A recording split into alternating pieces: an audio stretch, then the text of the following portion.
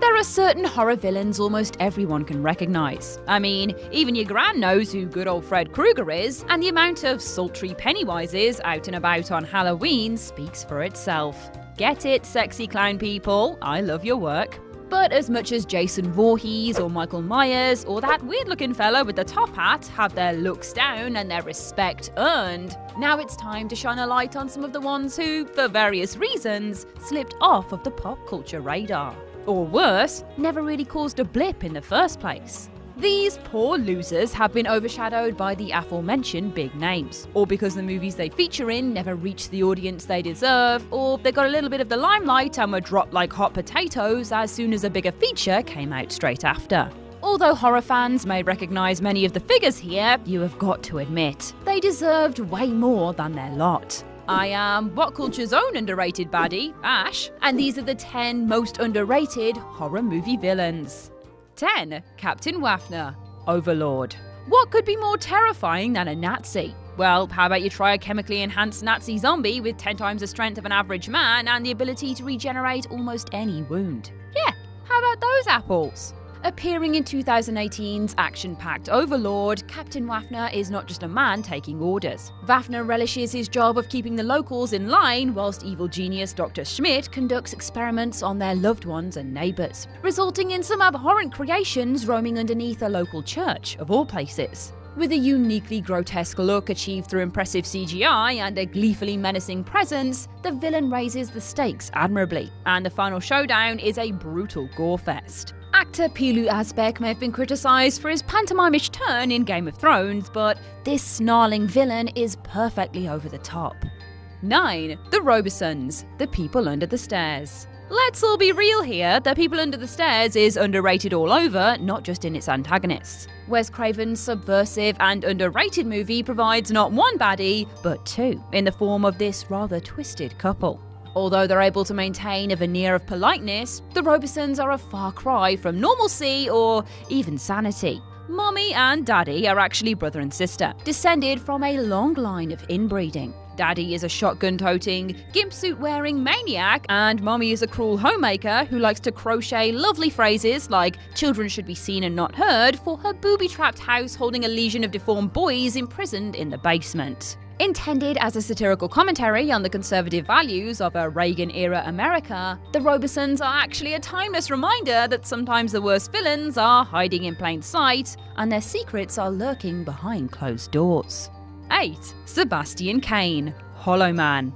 In Paul Verhoeven's violent reimagining of the classic H.G. Wells story, brilliant scientist Sebastian Cain develops a way to turn living tissue invisible. And once Cain begins to experience life as an invisible man, he finds that the, unseen benefits, pun intended, outweigh the negatives. And soon he'll stop at nothing to stay that way. Much like Captain Waffner, Bacon's Crane wasn't all that nice of a guy to begin with. He's an egotist who starts small with lying to his colleagues and creepily peeping on his neighbour. And all of this plants the seeds for what comes when Cain is unleashed from the constraints of visibility. Perhaps it's the sheer amoral nastiness of the Hollow Man's antagonist which has held the movie back from achieving cult status. Where some monsters might spout the occasional cheesy pun and wink at the camera to remind us all it is just a bit of fun, we're afforded no such relief from Cain, and rightly so. He had a small moment, but really, Hollow Man deserves far more plaudits than what he was given.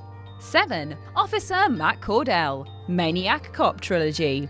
Set up for a crime he didn't commit and subsequently murdered in prison, hero cop Matt Cordell returned from the dead 3 times to wreak havoc on the city he once swore to protect. By 1988, the slasher genre was already considered stale by some, but Larry Cohen's creation is an inspired twist on the formula. One of the more unique aspects separating Cordell from his peers is a willingness to use firearms and employ vehicular assault to rack up his kill count. This way, he's able to dish out Terminator levels of carnage when he chooses to, although he's not adverse to the old stalk and slash routine when the situation arises. He's even got a fair consistency to his wounds and scars throughout all 3 installments. And really, it's this kind of little detail that made his reign of terror one that should have lasted the ages. Go show old Cordell some love.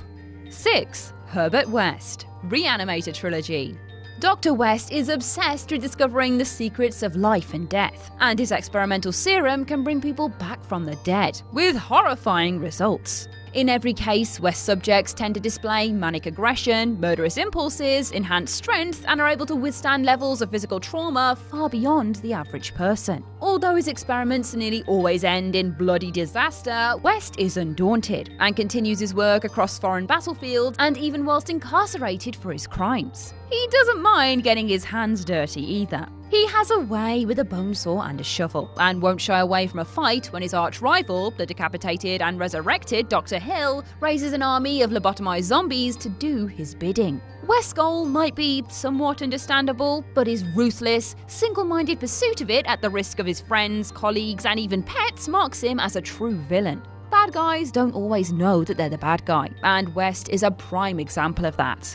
5. The Djinn, Wishmaster. Accidentally unleashed upon a then present-day America, this demonic genie sets about world domination, with resistance only from the man who freed him. The Djinn is an almost dual role for the charismatic Andrew Divoff, since he is skin-crawlingly slimy yet suave in human form, and when working under the extensive demon makeup and prosthetics, he is outright menacing. And of course, whichever shape he's in, it is always amusing to see how he'll interpret an innocuously phrased wish to fit his wicked agenda. Wishmaster, underrated as it is, features a number of established horror icons, from Robert Englund to Kane Hodder to Tony Todd, all serving to raise this new monster on their shoulders. Sadly, it didn't reach the popularity enjoyed by other legends of the time, with some fans actually taking umbrage over the way he dispatched the men who played Freddy, Jason, and Candyman, as if it was some form of insult. I guess if you want to make friends, don't kill their idols in cold blood, then. 4. Julia Cotton, Hellraiser and Hellbound Hellraiser 2. Forget Pinhead, this wicked stepmother is the real big bad in the first 2 installments of the franchise. When her long-lost love Frank comes back from the grave skinless and largely fleshless, it doesn't take much to convince Julia to help him, despite being married to his brother Larry. Before you can say, "Come to daddy," she is luring lonely businessmen to the attic for Frank to feed upon. Although marriage to Larry is clearly no picnic, Clive Barker never allows us to sympathise with the aloof yet desperate Julia, whose loyalty for Frank never comes off as more than lust and a desire to escape the boredom of a situation. Her eventual demise at Frank's hand is as cruel as it is satisfying, and it's entertaining to see how that affects their relationship in their Hellset sequel. Original plans were for Julia to be the series' antagonist, and it shows in both of her appearances. But the popularity of Pinhead encouraged the filmmakers to elevate him from the neutral arbiter of the first installment and semi-heroic victim of the second to the headline horror icon he still is today. Don't worry though, Julia, we still remember you. 3. Sam, Trick or Treat. Considering what this guy has lurking under his burlap sack, Sam is not one you want to be messing with come any Halloween. What looks like a little boy but actually turns out to be a pumpkin-headed seasonal spirit intent on upholding the traditions of Halloween, Trick or Treat delivers on its title with horror treats and Sam's revelationary tricks in this anthology classic. For some reason, despite embodying the best of a whole collection of stories on Halloween night that encompass everything from one woman's first time to ghostly apparitions rising from urban legends, Trick or Treat remains annoyingly low on mainstream horror radars, only getting attention when it comes to its titular time of year. Either way, Sam is a force to be reckoned with, and deserves his shout-out more than just 1 month a year. This one's for you bulbous-headed, lovable monster. 2. Norman Bates, Psycho.